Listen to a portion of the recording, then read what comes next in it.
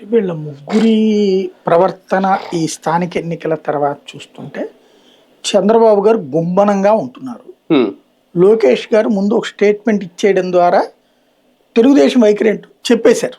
ఉమ్, దాంతో అసంతృప్తికి గురైనటువంటి పవన్ కళ్యాణ్ని ఊరడిస్తా గుంబనంగా వ్యవహారం నడుపుతున్నారు చంద్రబాబు గారు. ఉమ్, పవన్ కళ్యాణ్కి ఇప్పుడు నిప్పుల గుండం మీద కూర్చున్న పరిస్థితి ఈ మొత్తం ముగ్గురులో పవన్ కళ్యాణ్ ఒక్కడే. ఎటు తేల్చుకోలేకపోతున్నారు. ఎటు తేల్చుకోలేదు. అంటే తేల్చుకోలేకపోవడం కాదు, ఆయనకి కూటమి నుంచి బయటకు వెళ్ళడం ఇష్టం లేదు. నెంబర్ 1.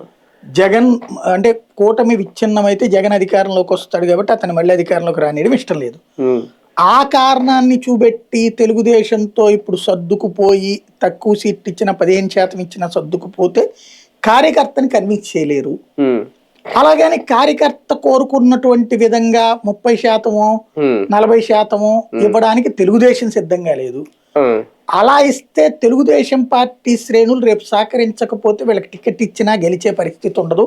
అప్పుడు ఎక్కువ సీట్లు తీసుకుని తక్కువ గెలిస్తే రేపు పొద్దున ఎలక్షన్స్ లో బార్గెనింగ్ కెపాసిటీ పడుతుంది. ఇప్పుడు ఏమని చెబుతున్నారు, 100కు 100 మేము సంపాదించాం కదా 21కి 21 అని చెప్తున్నారు.